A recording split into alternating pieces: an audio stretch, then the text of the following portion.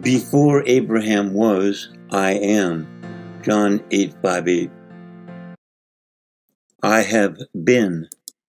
Now let's take a look at Jesus' words as found in the New Testament. Quote, "Your father Abraham rejoiced to see my day, and he saw it and was glad. Then said the Jews unto him, Thou art not yet 50 years old, and hast thou seen Abraham? Jesus said unto them, Verily, verily, I say unto you, before Abraham was, I am." John 8:56-58. Jesus was responding to a question about his age, not his identity.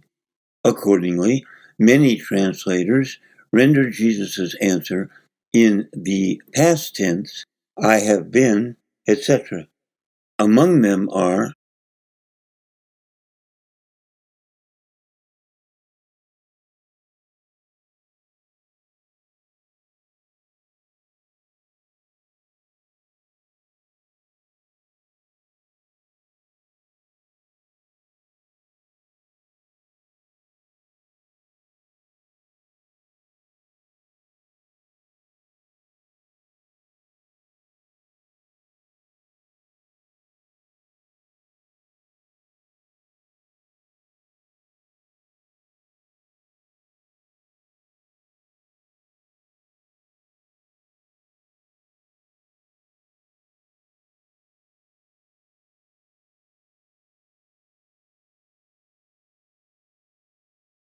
quote, I have been, is a smoother, more grammatically correct rendering.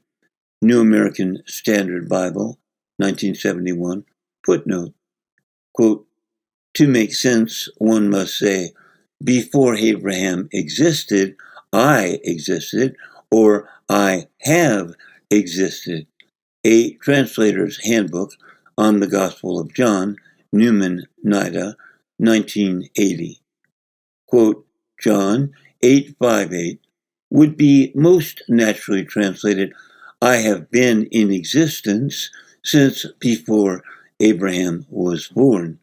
The emphatic words used by Jesus do not echo the words of Exodus 3:14. The Expository Times, 1996, pages 302-303, K.L. McKay, honor graduate in classics from the University of Sydney and Cambridge, a teacher of Greek in universities and theological colleges in Nigeria, New Zealand, and England. Since Jesus was talking about when he existed, many English versions and commentaries translate his words as, before Abraham, I have been. This is not a translation of God's name, I will be.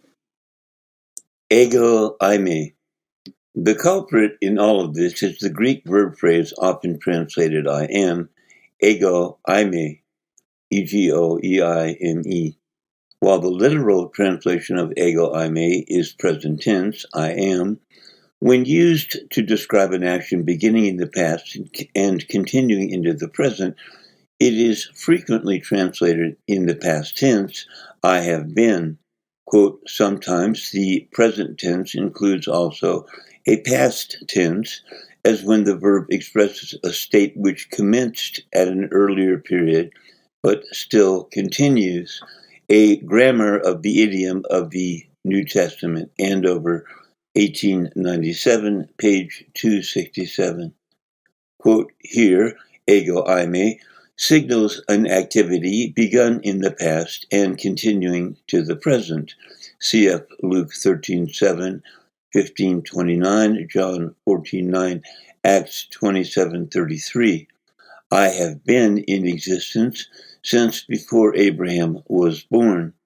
A new syntax of the verb in the New Testament Greek, P. Lang, K. McKay, 1994, pages 41 and 42. Quote, the verb eimi sometimes expresses existence as a predicate, like any other verb, as in ego eime, John 8:58, a grammar of the Greek New Testament in light of historical research, A.T. Robertson, page 394. Rendering of Jesus' words ego eime in the past tense, I have been, is both grammatically proper and widely replicated among New Testament translations. The Father's name, quote, O Jehovah, thou art our Father, Isaiah 64:8, ASB, Darby, LEB, NOG, WEB, YLT, etc. Quote, Our Father, hallowed be thy name, Jesus, Matthew 6:9. Jesus clarified that Jehovah was not his name when he said, I am come in my Father's name, and ye receive me not. If another shall come in his own name, him ye will receive. John 5:43. And the author of Revelation confirmed it when he said, quote, A lamb stood, and with him 144,000, having his Father's name written in their foreheads. Revelation 14:1, KJV, etc. Jesus always attributes God's name to the Father, calling it thy name, Matthew 6:9, John 12:28, 17:6, 12, and 26, thine own name, John 17:11, and the name of my God, Revelation 3:12. Neither the Bible nor anyone in it ever attributed the name Jehovah to the Son. If Jesus were Jehovah, why would he not be identified by that name in Scripture, as is the Father? Summary. We have seen that no person in, nor any writer of, the New Testament ever referred to Jesus as Jehovah. Many biblical scholars agree that Jesus was not claiming God's name in John 8:58. Jehovah is derived from the third person singular, he, not the first person singular, I. Many Bible scholars agree that God's name is a statement about his future, I will be, not his present, I am. Many Bible scholars agree that Ayah in Exodus 3:14 is most accurately translated in the future tense, I will be, not the present tense, I am. Jesus was responding to a question about his age, not his identity. A great many English versions of the New Testament translate Jesus' words at John 8:58 in the past tense, I have been, not the present tense, I am, because ego eime is being used about a condition which began in the past and continues into the present. Scripture consistently attributes the name Jehovah to the Father, but never to the Son. When Jehovah declares his name in Scripture, he always identifies himself as the one to whom the name belongs. I am Jehovah. He never just says the name by itself. Conclusion. Neither Jehovah nor ego eime are properly translated I am.